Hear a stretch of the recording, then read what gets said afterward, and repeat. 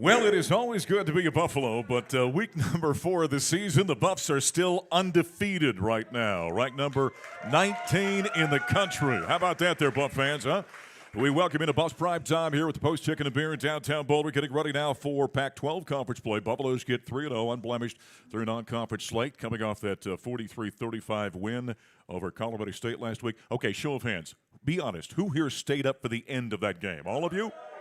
Well, you showed up for the show, so I knew you guys would. But, man, oh, man, was that the longest game in Colorado history. It went very late in the night, and Coach Prime knows about drama. Boy, they made that interesting down to the very end as we went to double overtime. Now we get ready for the Oregon Ducks, and the Buffs are on the road to open up Pac-12 play on Saturday. We're going to be in Eugene, Oregon, at Outson Stadium. That is a 1:30 kickoff. Coach and I are going to hit the air at 11:30 with the Buffalo Stampede pregame show and get you ready for Colorado and Oregon. A couple of top 20 teams, Buffs 19, Oregon number 10. You guys ready for Coach Prime to come out? Yeah. All right. Let's bring him out. The head coach here, Buffaloes, sitting at 3-0, undefeated. Deion, Coach Prime Sanders will come out here and join us for the first half hour. There he is. Come on out, Coach. There you go, sir. Good to see you. Buffaloes, 43-35. Boy, I've said this before about you. You know how to entertain and keep people on the edge of your seats. You did a good job with that ball game. Well, that wasn't the intent. Trust me. But I knew it wasn't going to be a blowout. I knew it was going to be a tough game. I'm just glad we just came out victorious. Yeah. When a game like that, I think you said the other in your press conference, said we really struggled early. What were you seeing from the sideline during that? Just mediocrity from the offensive line, mediocrity from the offense, from just getting going. They got to get started. They can't keep doing this and putting the defense in those positions. Defensively, we always go out there and get a stop. Then things start happening. We start blowing simplistic coverages and doing things that's uncharacteristic of ourselves. Yeah, we just got to be special. This weekend, we got to be special. Okay, you got to tell us a little bit about it. I love how you kind of set the tone on Saturday. You get your mom, Mama Sanders, in her doing the pregame speech. Is that right? Right. Holy cow! Yeah, she was she's a football mom and baseball mom. She's been with me from the beginning, and she don't take the insinuation of her not mothering me properly. Yeah, that didn't hit well in the Sanders crib. I bet not. Tell us a little bit about her. I mean, you reference her all the time. Tell us a little bit about your mom. My mother was she's a go-getter. You know, my mother never saw me play football in high school. She never really saw me play baseball or she's seen a couple games of basketball because she worked Monday through Friday. Okay. And she worked nights. Yeah. So when I was doing my thing, she never was there. So that's why I have kind of this self-bravado thing, but I had to build a character in me to make sure I overcompensated for the lack thereof of what you call support. I didn't call that support because she was at work supporting me. So I had I was not upset whatsoever. I know I had to do my thing. So that thing that drove me to go and be him and to be the dog and to be the go-getter and to take care of mama for the rest of her life where she never had to work again. So since 1989, she never had to work another day of her life. Isn't that awesome? That's fantastic. Yeah. That is what you call a blessing right there, isn't it? Excuse me? I said that's what you call a blessing right there. Right. And the blessing hadn't stopped. The blessing is consistent. What was she somebody that I don't know if she encouraged you to get in the athletics, but encouraged you to succeed to find yourself? No, my mama wasn't like that. It's like I was actually in one of the baseball leagues I played in. I was really Jackie Robinson. I was the only African American kid like in the whole league, and we were horrible. We got our butt kicked. I mean, kicked every game. You know, I would throw a no-hitter and we still lose, and that was unbelievable. And, I'm not lying. I'm trying to compute that because for a second it was an error. Right. He hit a slow dribbler to the second baseman and it went through his legs and it went to the wall. Like, how can that? You giving up? You losing 2-0 on a no-hitter. So, but I remember saying, I'm tired of this. She said, well, quit then. Quit. If you don't like it, quit. That drove me. Did it really? Because I heard what she said, and she didn't mean quit. She mean do something about it. So not only did I try to make sure I was better, but I started investing in my teammates to make them better. I start really taking control. Okay, I know I'm throwing heat. If they hit it, period, it's going to be opposite way. It's going to go to first or second. So I made sure they were straight. Okay. So I thought ahead as a youth, and I just always was mature, for my age, because that was the call. So part of, I guess, this development for you, becoming what you've become as a grown man now, was something that you were polishing up, if you will, as a young man. Right. Yeah. Right. I'm not here by mistake. Right. So everything that I gleaned coming up, and I fathered my fathers. I had a father that was a drug addict, father that was an alcoholic, my stepfather, and I kind of fathered my fathers. So I was telling them, stop doing the foolishness. I mean, when you're a young kid and you see your father shooting up heroin and all that, that affects you in some type of way. You bet. You could ride with it or you could oppose it. And I opposed it, but I had to father my fathers at a pivotal time in my life, and they passed away when I got into the pros. But just being there for them, it matured me. Yeah. So I always saw things differently than just a young athlete. I always saw things profoundly. Yeah. Yeah, God would whisper to me the direction to go, what to do, and there's no way I was that smart to make all these great decisions. So it was God always whispering to me in what path to go. I never intended to go this direction, but we can get very deep Amen. here, man. This gets deep. I'm trying to entertain you, but I don't want to get too deep so you really know what's behind it. That's why you can't judge nobody, because you have no idea what they've been through or what they've gone through or what made them who they are. To your point, though, and I'm gonna go deeper here because I think this is fascinating. When you're a child like that and you're in that position, you can go one of two ways, can't you? That's right. You can go really bad ways. The whole neighborhood was going left, but I stayed right. Right. So I knew better because I wanted better. But when I was that Jackie Robinson and I was that young man that was on the football team with only a few other African Americans, that was a blessing because what I saw, I saw ownership. I saw their parents owning stuff. Like, and their parents were the mayor of the city, the chief of police, owned this clothing company, owned this cleaners, owning this construction company. I saw that. Yeah. So I didn't settle for what I saw when I went back home because I wanted that, because I saw that. I saw a family eat together for dinner. I had never seen a family sit down and eat dinner together. Sure. Because my mama was working stepdaddy in the bed drunk, and she left my food in the oven, and I had to do what I did. Yeah. Man, I could go on with time on this stuff for 2 hours here. Let me bring it back to football, though, off of what we're talking about here. You talked about this week about an encouraging father-like moment with Jimmy during the ball game. Yeah. Jimmy. Take us back to that. First of all, Jimmy is a fascinating kid, Florida boy, and I have, I think, 17, close to 20 Florida boys on the team because I just love what they have inside of them, because a lot of these stories I'm sharing, they could share similar stories, the same projection. But Jimmy is dear to my heart because we recruited him out of high school, and he was going to come to Jackson to play, but he decided to go to South USF. Mm-hmm. But his father wanted him to come to Jackson. His father went on to be incarcerated, of course, but remember I said that does not make him a bad dad. He just took a left when he should have stayed right, but he's still vital in Jimmy's life. And I know how Jimmy feels about him. I know he's still the pillar of the family, and he's going to get out soon. And Jimmy's trying to make it right, so when he does, he could pick right up where he left off of his fatherhood. Yeah. And Jimmy's just a great kid. He really is. No matter what the trials and tribulations that he's faced from his parents, he's still a great kid. And he was just having a tough game. And he ends up with the big touchdown. Yeah. 45-yard touchdown. Yeah. And so that's, and I think back all the time, and Coach, you may know this or not, Bill McCartney had a line he used to say all the time, and it was, there's nothing more powerful that you can say to somebody than, I believe in you. That's right. And when I got asked this on a show the other day, they asked me about kind of watching you as a coach, and I brought up that quote, and I said, Prime has taken that and advanced that. That's right. A big part of what you do with your guys. That's right. I mean, when I was questioning the reporter at the conclusion of the first game, I wasn't talking about, do you believe in me?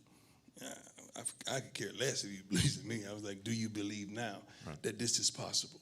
Do you believe in these kids? Do you believe in what we built? And that's the question I was posing.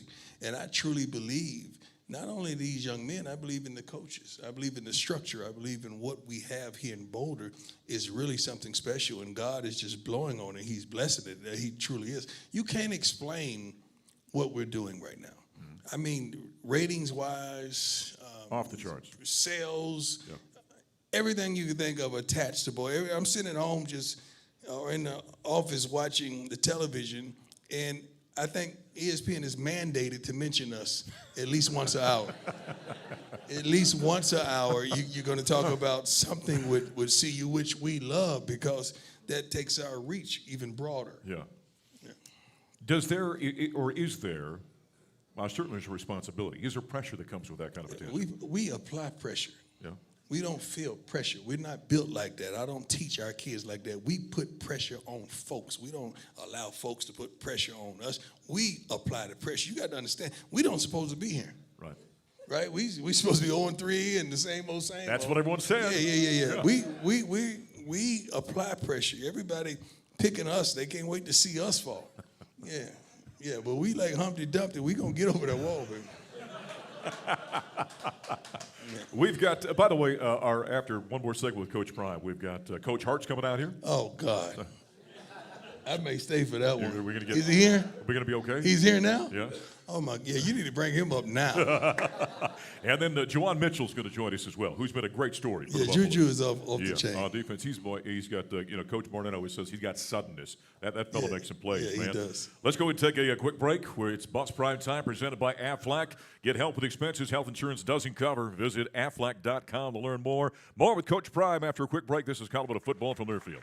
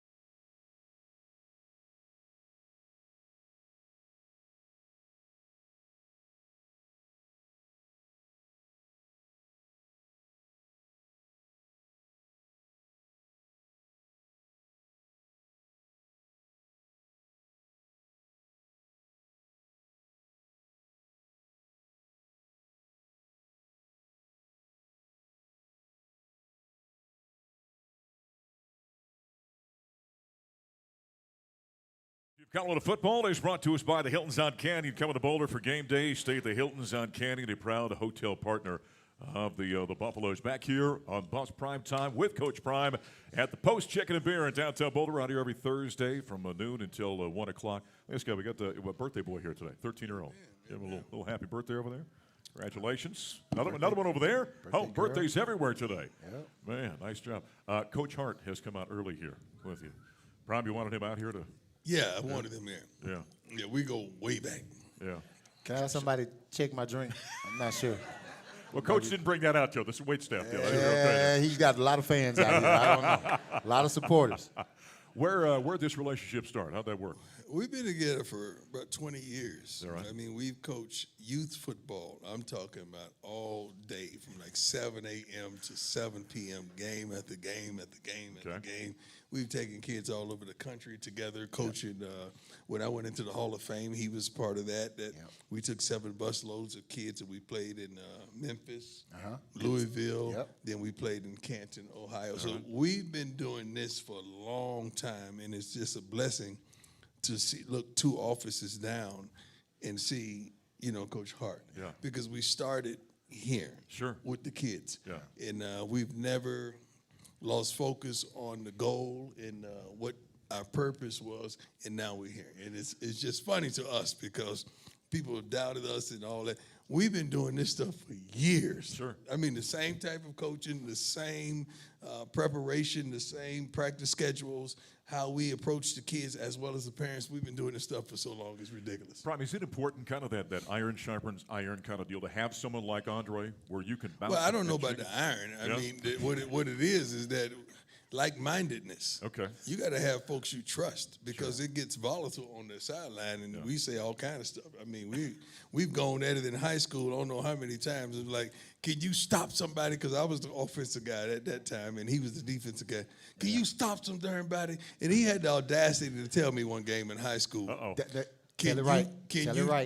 Can you take your time and score? I said, what do you think this is, PlayStation? That is not what I was doing. What do you think? This ain't PlayStation. Coach Hart, you get to respond. Thank you so much. Yes, so now, we all know about the 4-minute offense, right? Yeah. We're winning at the time, okay? They just scored again to go up. I know they're going to score. It's about a minute and something left on the clock. So I said, dog, just take your time when you go down and score. Don't give me the ball back. You know what I'm dealing with over here. Ain't nobody else to put in. I said no. And he talking about no. I'm scoring. Immediately. Yeah. Get it? Like, he does everything fast, right? Yeah, he does everything fast. Everything's fast. Yeah, but we used to have those times. And we have these symbols. Like, when you pass by and do like this, that means something. Okay. He knows exactly what that means. Yeah, that's the double tap. That's the double tap. So we would have conversations before the games in meeting rooms about different aspects, whether it's personnel or plays or whatever we want to run. And we'd be like, hey, man, he'd say something like, hey, man, you got to double that wide receiver over there, man. He's leaving. That's nah, we got him. He's like, okay. So then the game happened. He scored a touchdown. He'd come back. I told you. So, or vice versa. I might say something to him. Yeah. And he'd be like, nah, man, we got it. So I'd give him one. We had different ones. So mine would be like a little pause, like you don't want that one. I mean, I told you this was going to happen. So we've been doing this stuff for a long time. Yeah. Hey, I want to ask you, and Andre, you can jump on in here too. You did something in overtime that I think probably surprised all 50,000 people in the stadium. We go overtime, and you took the ball first. You just don't see that. Talk about the aggressive approach in that. You got to know your team. You got to know your personnel. You got to know what you're dealing with. And they know I'm aggressive. I take an aggressive approach to everything. And Shiloh came over and said, Dad, you putting the defense out there first? I said, you ain't stopped nobody all game. No, I'm putting your brother out there, and I know what he's going to do. And that's really how it went. Now, you said that after he had an 80-yard interception return for a touchdown? I'm telling you, that's exactly what I said. Yeah. And he could hear me on the headset. Yeah, he was putting y'all out there first. He ain't stopped nobody all game. No. He was on the headset when he said we put Shador out there first because I know he's going to score, and we're going to get them. The pressure's going to be on them. Yeah. And they can't handle. They're not built for that. They can't handle that. But by the way, speaking of interceptions, do you know what the anniversary on September 21st, 1998 is? Yeah. I read. I think my son keeps me up on that stuff. Yeah, you see it? Yeah. For that, you guys don't know, Monday Night Football, Giants Stadium, Dallas Cowboys, New York Giants. This guy right here has got a 55-yard reception on offense. You had a 71-yard interception off Danny Cannell, I think, for a touchdown, and a punt return for a touchdown on the same ball game. You know what's funny about that? What's that? Is that Coach Mathis, our defensive back coach, was involved in that. Was he really? Because he was the cornerback for us. And I was out of the game. Okay. And they threw a couple balls at him, and they completed them. And I said, man, look, pick this mess off and get this game over with. And I said, come here.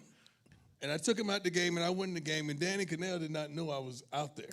I went back out there, and that's how I picked that ball off and went to the house. Yeah. He didn't know it was me. He thought it was Coach Mathis still out there. That truly, that really happened. That about ended Danny Cannell's career, by the way, right there. Yeah, not good. Yeah, he did a similar thing in high school, though. Did he? We in high school, we had a guy named Brandon who was a really good wide receiver. Yeah. But we You ain't no good. Oh, no, I'm going to tell it. Oh, I'm telling all of it. Go ahead. So he's about 6'3", never played corner, though. He's on the sideline with me. The corner next to us was scared out of his mind. He's getting killed. He was getting killed. He was scared out of his mind. They had one more shot to go deep. And he said, man, he's scared. He's scared. Get him out of there. Get him out of there. Right before the play snap, he plays hockey. He takes the wide receiver, pushes him in, grabs the guy from the sideline, pulls him out, and put him on there. Is that right? Yes. The dude throws the ball to that side because he thought that corner was still in there. Yeah. Brandon was in there but never played, got a pass interference on the 1-yard line. So they got first and goal on the 1. They would have got a touchdown. and he did the double tap. Outstanding. And we've had so many high school games that has been unbelievable. We did stop him, though, on the goal line. We did stop him and win the game. But it was We won like, the game. man, come That's on. the end story. We won the game. We did win the game. Now, Prime, you do understand that when your segment's over, he's going to have the final say here because he's got Yeah. one more segment after you. Yeah, I might stay for that. You might have. No. Go on, go. Hey, the last minute and a half or so here. All right, you're done with non-conference play. You're 3-0, 19th in the country. Now you're going on. You got number 10, Oregon, on Saturday. Give us a thought about. First and foremost, we don't really concern ourselves about the rankings of our rankings or our opposition's ranking. They're a well-coached football team, a traditional football team. They're fundamentally sound. I think they have one turnover this season offensively, and they're pretty stout up front. It's going to present a challenge for us to run the football like every darn week. It's a challenge for us, but they have some things that we can do. Yeah.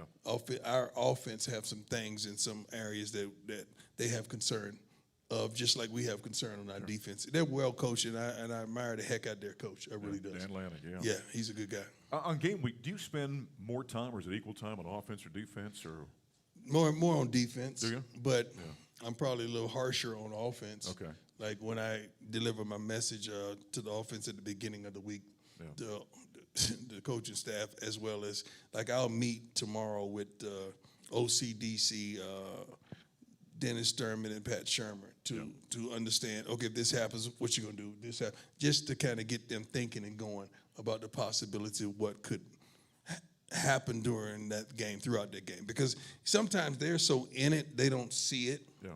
And I'm over both of them, and I'm looking from a sky point view, and I could see personnel. I mean, he knows that. We met when it was Monday. Yes. About his personnel. That's like, right. This is what I see. This is what he's like. Pretty accurate right there. Yeah. pretty accurate. So they respect. We have a tremendous amount of respect for one another. Yeah. But the goal is to win and put the best young men out there on the field so they can please you all. Can I say this real quick? Yeah. Yes, sir. He is one of the most intuitive coaches that I've ever been around. It's just a natural feel. Just a saying? natural feel. Like, it's not even just the game, even for practices and the day before. Like, he really can tell when we need to cut practice down or when we need to go a little bit longer, or if it's like, all right, we're just going to cut it all together here and go into the film room or do something different to get something productive. Like, he is one of the most intuitive coaches. Like, usually athletes and coaches were very much regimented by a schedule. Sure, and this is what we're going to do every single day. He can go in there and feel it and make a change. You'd be like, man, I wish we should have got one more. And then next thing you know, he's right, though. It's like we got better service out of doing something else that day or getting the rest than we would have trying to beat it into the kids or trying to get something going. Prime, to what Andre's saying there, a lot of times great athletes don't always translate into coaches because, Because of the expectation. Yeah. And I told you, I don't expect the cornerbacks to be me. Sure. I expect to get the best out of them. When great athletes don't translate is because they're looking for themselves. I'm not looking for me. I'm 56 years old. I had a good run. I had a great run. I'm not looking for me. Why? When I said 56, why you had to say that? I was drinking.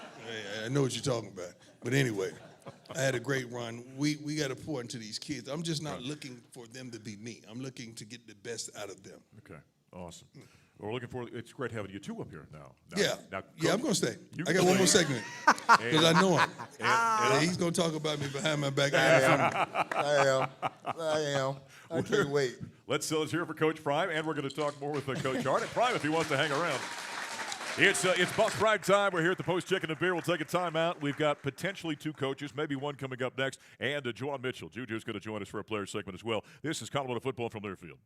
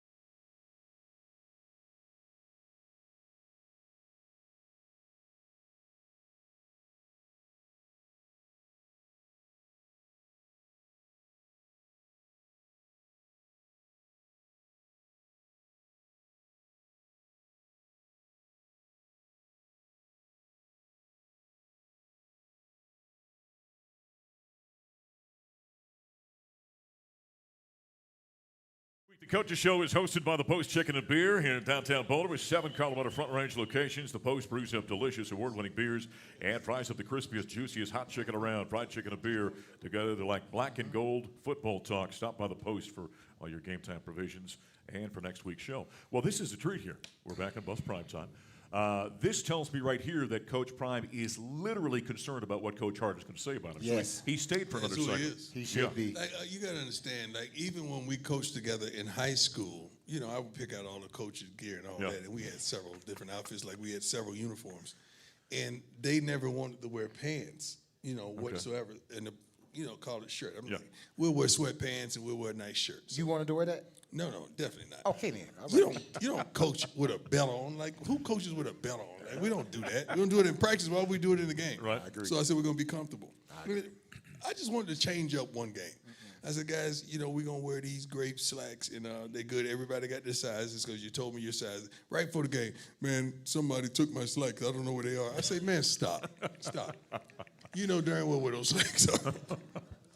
Just say you don't want to wear it. Then we go out there for our first home game, and I saw him. He's lost by 35 pounds. He's lean, got a belt on. We never wear belts. He got a shirt tucked in, and he's sitting up there with his shades on, haircut. I said, wow.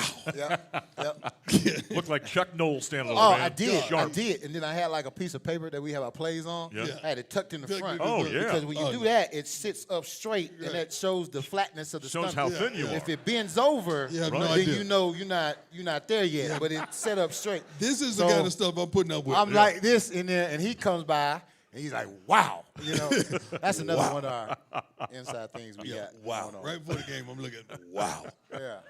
You have changed. Yeah. Change for the better. Yeah, no doubt. Boulder does that to you, man. Change for the better. So, Coach Hart, when Prime was thinking about coming to Colorado, you were all on board? Yeah. Now, why did he just laugh like that? They were waiting for. Yeah. They know I don't tell anybody nothing. I mean, even though my guys, I don't really tell people everything. You can't because everybody got a best friend that they gonna tell. Yeah. So I don't tell nobody. Okay. Yeah. Then they go, don't you tell nobody. We know how and it then works. it goes. The whole room knows. Yeah. So I didn't say nothing until we had a lunch. Yeah. All right. Yeah, and he was, I made up my mind. Like, God gave it to me while we were sitting at lunch in Jackson. right. And I said, hold on one second. I said, Constance called Rick. Yeah. And she called Rick. I said, that's where we coming came from. I said, we coming. Yeah. That's where it came. He was sitting right there. Okay. So he was really the first one to know. All right. Because me and Ray, Pretty Tony Is what they call him. Yeah, Pretty Tony. We were talking that morning, like early that morning, he called me. And we were talking, we was thinking, honestly, just being honest, we thought it was probably going to be Florida or something. I mean. Not University of Florida. Yeah, no, not the University state of of, Florida. Yeah, but somewhere in the state of Florida. We were just thinking, okay, you know, he's from Florida boy. Makes sense. All the Georgia's right there, just the South. Yep. We can recruit very well. We'll have a lot of help, all that kind of stuff. We were kind of thinking that. And then we went to lunch. I forgot exactly what we were saying in the conversation, but it alluded to, we were talking about all the things we've done since youth football, and no one expected us to do it, meaning the places we started our schools in, the youth football, were all in the inner city. Okay. And all of the talent or all of the resources, if you know about Dallas, were North Dallas or further east and stuff like that, where you could really get help with kids. But we were in the inner city, and no one thought we would do that, and we were successful. Then when he started his high school, it was in the inner city, smack in the inner city, and we were successful with those kids. Then we went to a charter school that was in the inner city of Oak Cliff that didn't have a football team, went to UIL, made it the playoffs the first year, and was successful. Right. Then after that, we took kids and went to a private school that was right on the edge of Oak Cliff, which is a neighborhood that's impoverished a little bit, and we were successful. So we were talking about that, and he was like, man, you know what?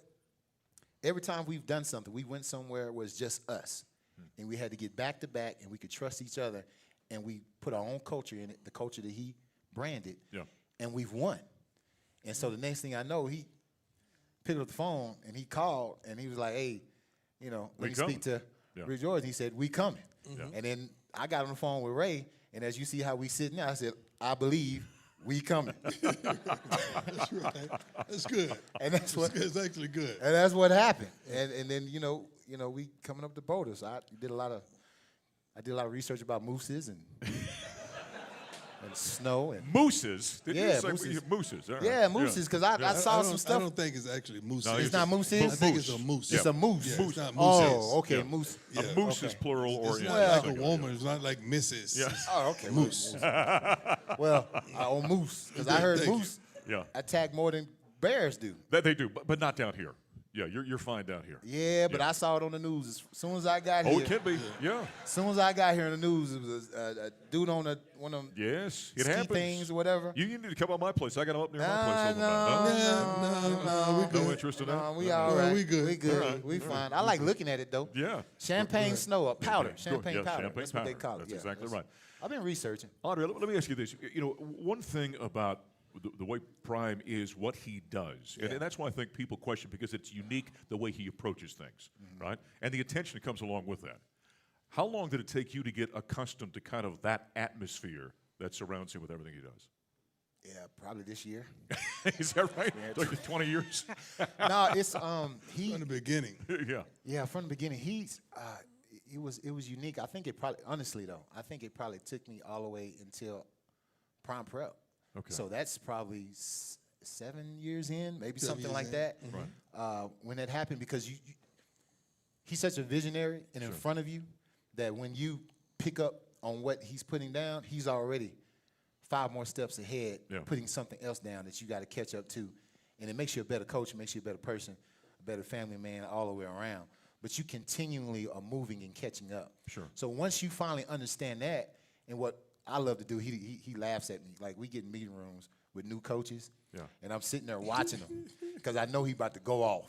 Sure. Because you have to already understand what he wants before he's asking you for it. Okay. So, for example, if he's asking me about my linebackers and how their play is, he already has that answer. He knows that. Yeah. He wants to know what am I going to do about it, or who I have next I'm going to put in. Exactly right. Or where am I going next to find a solution to win. It's kind of a Socratic method. You're asking a question, you know the answer. You want him to find the answer, Yeah, right?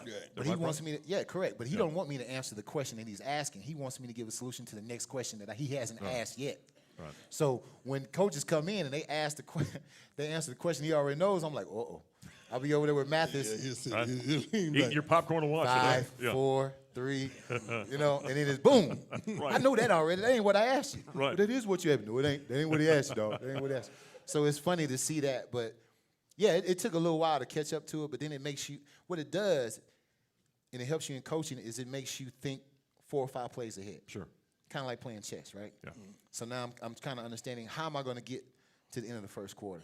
How am I going to get to the end of the second quarter? And like Coach Kelly says, you want to win the last 2 minutes of the half and the last 2 minutes of the game, and you win the game. And that's what we've been able to do. So Coach Prime, that philosophy with your coaches, does that apply to your players as well? Yeah, most definitely. Yeah. And players are so many. You got to learn your players. He knows his room like the back of his hand. And what I tell the players is all you got to do is look at your coach and understand what we want. Okay. And that's to tell the linebackers, give me the personality of your coach. They say, well, he's tough. He's he's honest. He knows his stuff. He's prepared. He's forward thinking and all. I say, that's what he wants from you. Okay. If you understand the personality of your coaches that we've not employed but we brought in, that's what we want from each position. Right. The personality of that coach. Okay. So you got to make sure you're choosing the right young men that has the personality as a coach. Then make sure you're choosing those men. A lot of people just go for 3, 4, and 5 stars.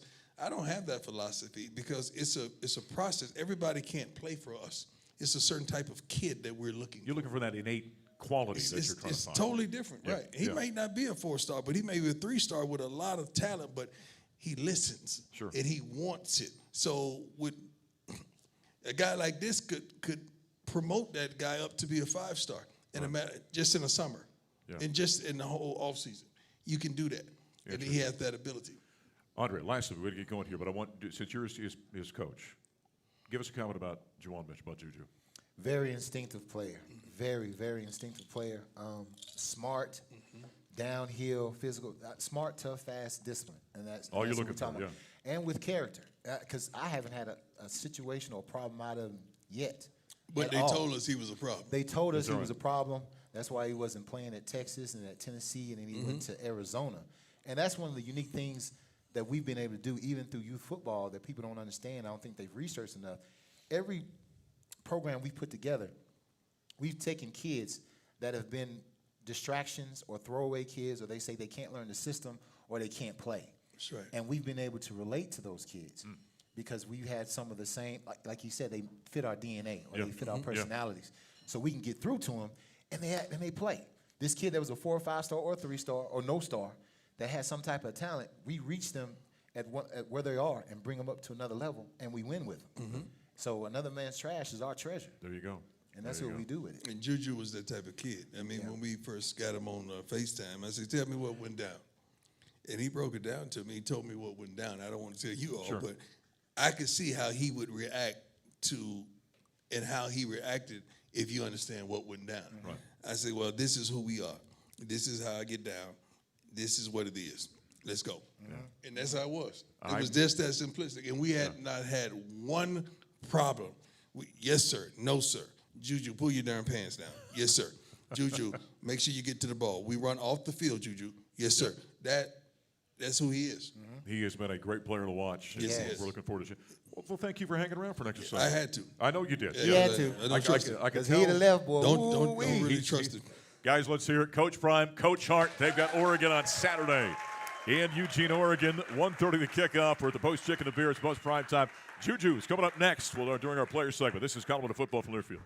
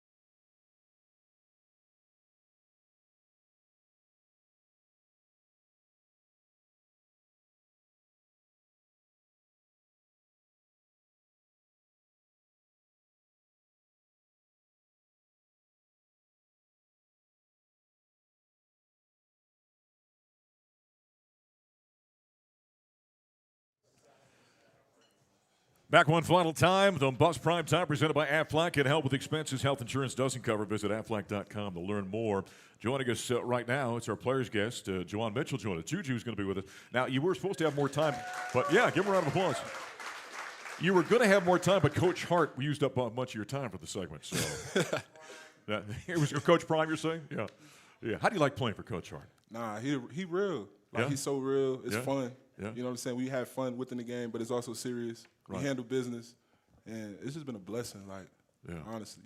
You know, he was and Coach Prime were talking about the idea of forward thinking and knowing what's coming. Have you noticed that since you got here? You got to be thinking about where we're going and what we're trying to do, and even before coaches will talk to you about it? Every day. Yeah. Every day. I feel like that's the fun part within it. We chasing something every day. Yeah. The coaches, the players, we all in it together, so it's special. So how did you end up here? So you've had a bit of a run. You were at Butler, and then you went to Texas and then Tennessee. And how did you become a Buffalo then? Man, it was just God's timing. Yeah. It was honestly God's timing. It could have went either way, left or right, but it ended up going right, and I'm just blessed. Yeah.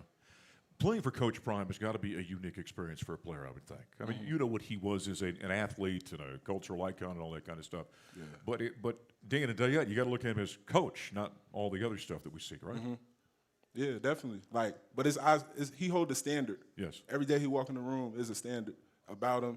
You know, you trust somebody who did it before. He know us.